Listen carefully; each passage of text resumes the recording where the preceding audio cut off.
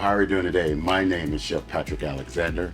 I am a personal chef and caterer based out of Atlanta, Georgia. What we're going to do today is we're going to actually do a signature dish of mine, which is called a chicken sausage Cajun Bowtie Pasta. I know it's a big name, know it's a lot of mouthful, but it's a very excellent dish, and I'm sure you're going to love it. So we're going to get started in just a moment and come back and take a look.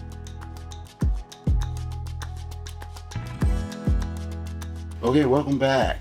Welcome back. I'm Chef Patrick again, if you don't know. So what we're going to start off right now, we're going to start off cutting up some of our meats before we move into the actual cooking part. So what I'm going to do right now, I'm going to take my little spicy sausage. This is a chicken chorizo sausage that I'm going to cut up, you know, just in bite-sized pieces so that, you know, you can get a good mouthful of that. So all I'm going to do is cut them in half and then cut them in half again.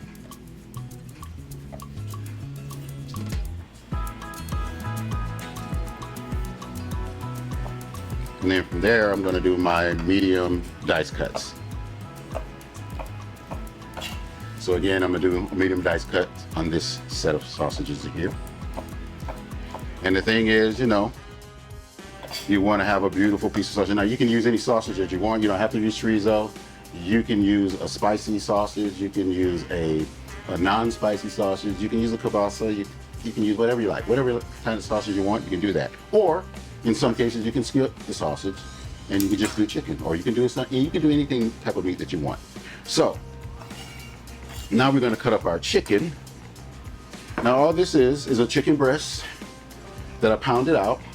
And I seasoned salt and pepper on both sides, and then I sauteed it. Put it in the pan, sauteed it, and voila. And so what we're going to do now right now is we're just going to cut it up. And also, pretty much the same, we're going to do it in medium dice, because you want to have chicken in almost every bite, just with sausage as well. Yeah, look at that. All right, all right.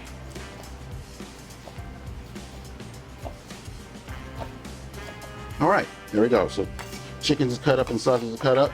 And now that we got that all cut up, we're going to move to the stove. So we'll be right back in just a moment. Okay, welcome back. Now we have cut up our chicken, we have cut up our sausage. Now we're going to move over here to the stove side, and now we're going to start putting this thing together. It's a build process. So that's what we're going to do. So we're going to start off with the sausage, and we're going to put that in the pan and let that sizzle. And that's what we want to hear. We want to hear that little sizzle. We want to brown it a little bit to get that Maillard effect going. So we give it a few minutes, and then so again, remember I said that you can use any sausage that you like. More of the pork sausage is going to give you more fat content, and so therefore you don't even have to put oil in it most of the time. But since this is a chicken sausage, it doesn't have that much fat content, I have a little oil here that I may incorporate, but we'll see how it pans out. Okay, so now, and so we're just trying to brown that chicken a little bit. So then what we're going to do from here, we're going to start adding other ingredients and let them all cook in together, marinate in together. So we're going to do a little onion, all right? Some of these wonderful, wonderful red peppers. Now you can do red peppers, green peppers, yellow peppers, whatever peppers you like. I'm always partial to red peppers. Everything is red peppers for me. So yeah, we do that. Then we're going to take a little garlic. And typically, if you're trying to figure out how much garlic I normally, if you do 2 cloves, that's generally a good thing. If you're going to chop up, if it's already pre-chopped, maybe a teaspoon or so. So what we're doing, we're going to saute that. We're going to get that mixed in real well. Now what we're going to hit it, a little bit with a little salt and pepper. I always do a salt and pepper blend. One, because you can grip it and you can feel how much salt and pepper that you're putting in. And it's always crucial that you don't put too much salt, because once you put it in, you can't take it out, as my grandmother used to say. So there we go. So now we're cooking. Now we're cooking. So now we're going to add some mushrooms to the mix. And what we're doing, we're building flavors. Having that garlic in first and sauteing the garlic and let those aromas come out. we're building flavors. And I'm just gonna put a little bit more garlic because I love garlic. And now I think I am gonna put a little oil because it does look a little drier on the drier side. So we're gonna put a little oil in. There we go. Now, from here, we're just gonna get our sauteing in, okay? So now we're gonna add our little sun-dried tomatoes. And I love sun-dried tomatoes too. I love the aroma. I love the flavor profile of it. It has a nice little acidity. And once it cooks down, it's not chewy. It's just right. I love it. And love cooking with sun-dried tomatoes. I do a lot of vegetables with sun-dried tomatoes. So here we are. This is what our mix looks like. It's looking pretty good right now. So our last little thing that we're gonna add in here, we're gonna put all this in here, the spinach. So normally about a cup of spinach, maybe a cup and a half, because you know spinach does wither down and then it's almost nothing. So all this spinach right here is gonna it looks like a lot, but watch, when we cook it down, it's not gonna be that much.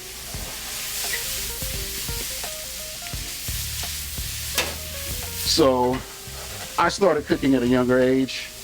I started being around my grandmother. My grandmother is the inspiration for me cooking. And I used to stand beside her while she would bake. She was a great cook, great baker, and bake pound cakes. And I always stand there and say like, can I have the beaters? She was like, no, boy, you can't have these beaters. It's too much sugar. And I was like, Grandma. And she was like, no. So I sit there and I wait for her to give me the beaters, and she would tell me no. And then after a while, I keep standing there, and then she's like, here, boy, take these, take these, go somewhere and sit down. And I lick the beaters, and I come back and I try to get the bowl. When she tells me no about the bowl, I wait till she leaves, and I take it, and I lick it, and I bring it out. But she is the inspiration of my cooking, and some of the food that I do cook comes from her. So now that we've done that, we're going to move into the other seasoning that I always do, and I let this incorporate in, I let it cook in. So one, it's going to change the color of everything, and also it's going to add a little profile. And see what I mean by the spinach? It was a lot of spinach, now it's all gone. So now what we're going to do, we're going to add a little blackening seasoning, because this is going to be a Cajun pasta. So we're going to add a little blackening seasoning. Just, you know, you base it on how much you like. You base it on how much you like, and I like really spicy food, so I typically put a lot. You can put as much or as little in it that you like. So now that we got that going, now I'm going to add in my heavy cream. Now heavy cream is going to add a really rich, thick flavor to it. That pasta is going to be really delicious with it. And so we're just going to let it do its little thing right there. And we'll be right back in just a moment.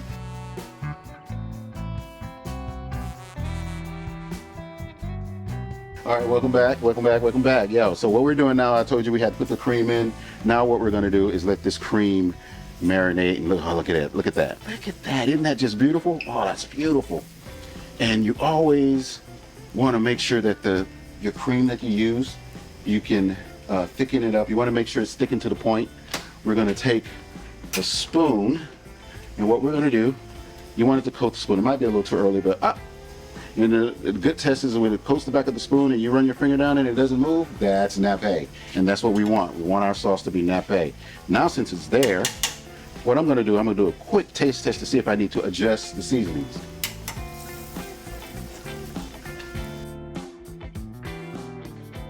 Yes, sir. All right, now we're cooking. All right. And remember, people, it's just cooking. It's just food. This is not rocket science. You can do whatever you want to do. Make it yours. Make you feel good about what you're cooking, and never be afraid to try anything new. Always try something new. And the main thing for easy cooking too, I'm gonna stretch out a little bit. Have your mise en place in place, and what that means is everything in place. Mise en place. You have everything in place. So what we're gonna do here now, we've cooked our noodles in water and salt and with a little oil, so that it won't stick. And the little salt is to give it flavor, because we want every part of your dish to build. And salt is the seasoning, and it's just layers and layers. We're adding layers. So we're gonna add this in. And then And then we're gonna move this around a little bit. Now everything is starting to cook. So what we're gonna do now, we're gonna add that extra little cream because it was a little dry. And we're gonna, there we go. Now what we're gonna do, now it was nappy, so we gotta get it back to nappy again. So, but what we wanna do is also make sure that we have enough sauce because we want our pasta to be saucé. So, it has enough salt in it. And so what I always do at the end, I take a little pepper grinder and I grind up a little pepper to give it a little pop in the way that it looks. You know, that little black pepper specks looks really nice in the pasta. That's in this part of the pepper is just really for eye appeal. So now, like I said, we're gonna move right along and it tastes fabulous from our first initial taste. So we just wanted to build it to be nappé. Oops. So yes, I'm a chef out of Atlanta. I also was once upon a time a music producer. So now I'm here doing this, learning how to, learn how to do this. And now I'm just trying to do a different little thing, add some music with cooking and add a good vibe to everything. Because you know, if you ever go into any kitchen in any part of the United States and people or chefs are in the back, you always have the ambiance of the music and everything up front, but what you hear in the back, the chefs have to have, and cooks, we have to have food to help us create, help us cook, to help us get it going. So I think that type of vibe, cooking helps create, and we want to bring creative cooking into creative music all together, and we're gonna make a little show out of that. See how you like it. All right, so now let's get back to this. So now our sauce is starting to thicken up a little bit. It's starting to look really, really, really nice, really beautiful. Yes, look at that. All right, so now, notice I said chicken and sausage.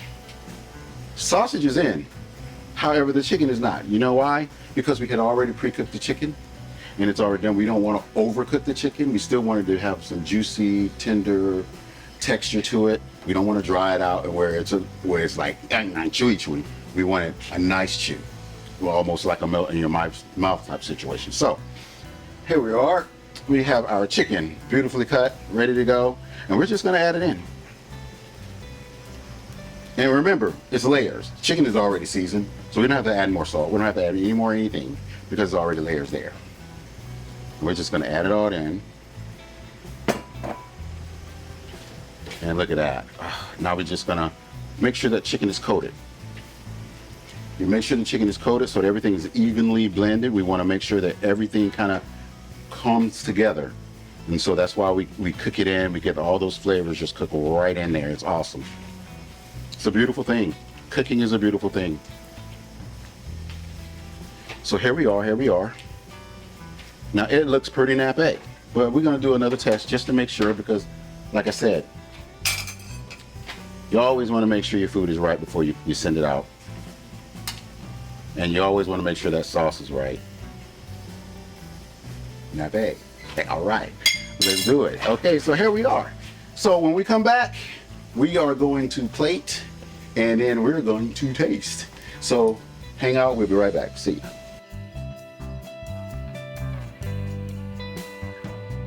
Welcome back. So, you know, we've gone through the process. We're at the end of the process. You know, we had cut up our chicken, we had our mise en place all set up, we went to the stove and we put together, we built flavors, and now after those flavors are built, now we're gonna put those flavors on a plate and we're gonna garnish it off. So, you know, you just can put whatever amount that you would like. We're gonna slide this over a little bit on the plate. And so like in the restaurant industry, when we're plating, everything has to have an eye appeal, it has to look good. And that's what we're going to do here. I know it looks a little sloppy right now, but that's just right now. And so, yeah, you want to make sure that we have everything on the plate. You want to have all the different flavors. A bite, every time you bite, there's something different. And we want to make sure we have enough of noodles, pastas, meats, onions, everything, mushrooms. You want everything on there. Everything's going to be in there. All right, so it looks like we're about even here. So now what we're gonna do, oh wait, that looks a little bit Look, I deprived it a little bit for some meat, so we're gonna add a little bit more meat. All right, yeah, there we go. All right, so now, like I said, in the restaurant industry, they try to make everything look beautiful. So what we do is we rim the plate, and we make it white, and we push everything into the center, because the focal point of your dish is centering it. We want to center everything as best as we can, right? And then we're gonna center it best as we can. We're gonna move all that to the center. And then you want to also make sure the sides are clean so that you're not pushing more dirty stuff right back onto the plate. So, and we did it right there. So, all right, so there we go. It's pretty good, I think. All right, so now we're gonna garnish our plate a little bit. So what we're gonna do, I'm gonna take some of that seasoning and I'm gonna rim it around the plate like that right there. You know what I'm saying? Hey, look at that. And when you're entertaining, this is something that you can do. You know, always trying to think of garnish. You can do all types of garnishes, fresh garnishes, cooked garnishes, or you can actually just put stuff like on the plate, lemons, or just whatever would signify. We could do like a crushed red pepper flakes, and you can put those because it's a spicy dish. So now what we're gonna do is we're gonna top it off with a little shaved Parmesan. I just love the way the shaved Parmesan looks on the pasta. It just looks really beautiful, really beautiful. And then also the cheese will add another layer of flavor, because remember, we're building flavors.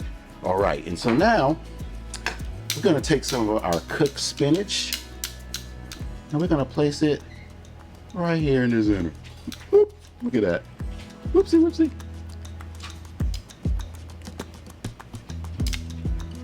There we go. We're just gonna do something really, really simple. And there we are. This is the Cajun chicken sausage bow tie pasta by Chef Patrick Alexander. Wow, look at that. Welcome back. Thank you again for joining us. My name is Chef Patrick Alexander. We created this dish, the chicken and sausage Cajun bow tie pasta. And if you like what you see, please check me out on all social media platforms. Also on Instagram, check me out at p.chef. And hey, see you next time.